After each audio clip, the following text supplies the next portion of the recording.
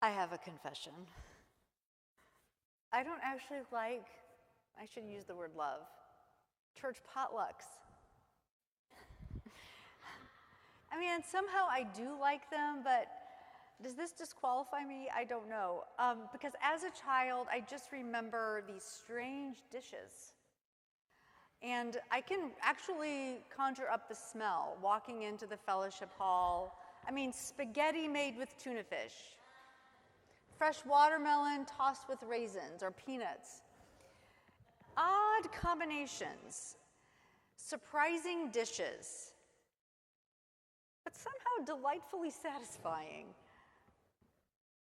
What I remember and what I see now, people participating in all different ways. Some people bring a dish, some people bring 3 dishes. Some people help set up, other people help clean up, while some are just able to show up. Participation varies wildly, and somehow everyone gets what they need.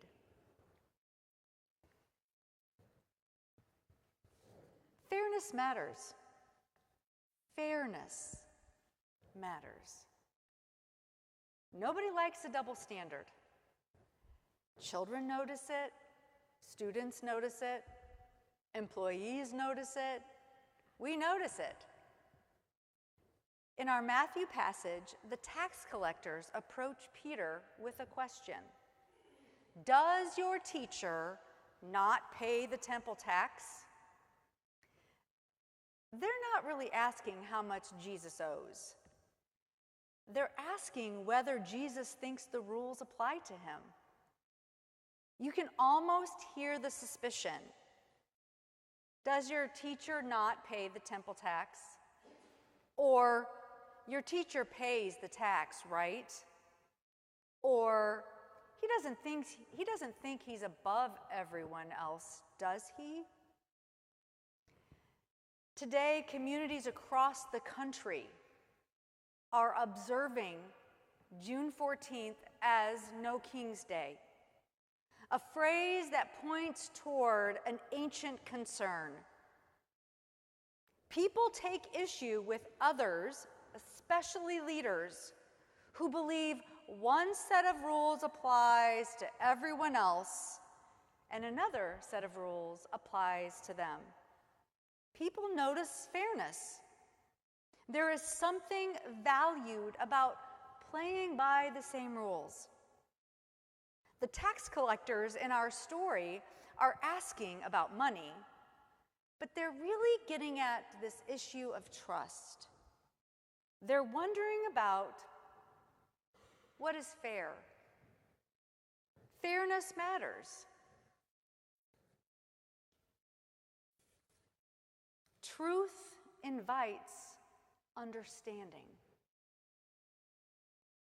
The surprising thing in Matthew's story, there are several things that I think are surprising, but one of the things surprising in the Matthew story is not Jesus' answer to the question. The surprising thing is that Jesus responds to the question by asking another question. What do you think, Simon? Every Sunday morning during Pastor Jessica's sabbatical, we too have been spending time together asking questions, especially in this realm of self-care. And each week comes the dreaded moment. Turn to someone near you and discuss. Some people love it. Others would rather pay an actual temple tax. Maybe that's when we should offer the offertory. But there is wisdom in that charge. The goal is not the answers. The hope is the engagement. And the best teachers know this. When students ask for the answer, the really good teachers often respond, "What do you think?" People rarely remember answers handed to them. They remember truths they discover for themselves. Kings issue decrees, and Jesus asks questions. Before Jesus gives any answer, he invites Peter into the conversation. What do you think, Simon? Truth invites understanding. Freedom involves participation. Then comes an important pivot in our story. It's the however. Jesus, in reassuring Simon Peter and Simon Peter's answer, has just been, the children are free.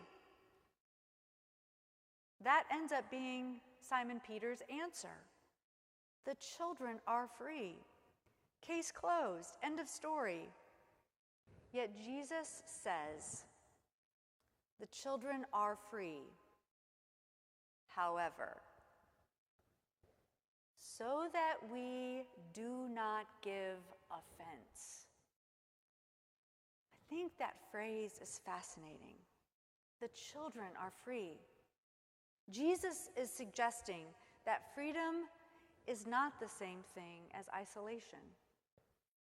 The children of the one true God are free. However, we are in relationship with one another, so we need to be mindful of how we treat one another. It reminds me of the family group text. Are any of you on group text threads? Maybe employees, colleagues, your family. Maybe it's a text thread of friends. But I'm on several, and we have a family text thread. Messages arrive all day long. Pictures, questions, requests. Can someone walk the dog? Grandma needs a ride to the doctor. Can someone bring a dessert? You are completely free to ignore it. However, relationship invites something else, something more. In a world that often defines freedom as independence, I don't owe you anything, don't tread on me. Jesus imagines freedom, including engagement. The children are free. However, because we are free, let us also consider how we participate with one another. Not because we must, but because freedom is not freedom from one another. Freedom is freedom with one another. Freedom involves participation. Trust casts the hook. Finally, the story takes a turn no one sees coming. Jesus says, go to the sea, cast a hook, take the first fish that you catch, and when the mouth opens, you'll find a coin. A fish, a coin, enough for both Jesus and Peter. And Jesus speaks with remarkable confidence because of course there would be a coin in a fish, right? Not maybe you'll find a coin, not let's hope this works. Instead, you will find a coin. Jesus tells Simon Peter, what is needed already exists, as though the answer is already swimming beneath the surface. Most of us spend a great deal of time in our lives worrying, and the worries are real. What if I do too much and burn out? What if I don't have enough money? What if I give too much and I'm taken advantage of? What if I get sick and I can't afford care? What if I don't have enough energy to get through this, or enough smarts to answer all the questions? Yet Jesus points Peter toward the water, toward possibility, toward something he cannot yet see. And perhaps that's where faith meets us. Not in certainty, not in control, but in trusting the next faithful step, making the phone call, starting the conversation, showing up, trusting that what we need may be closer than what we think. Trust casts the hook.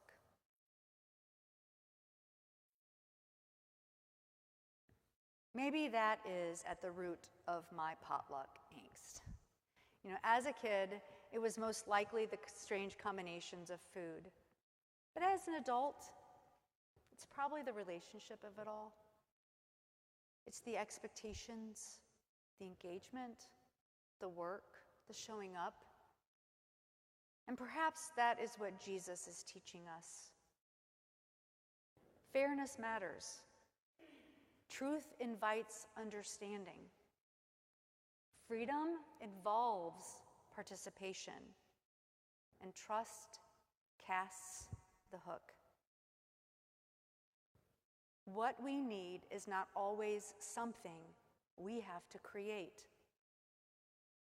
Sometimes it's just something we discover. Something already present. Something already moving toward us. Perhaps that is the good news. The coin is already in the water. Amen.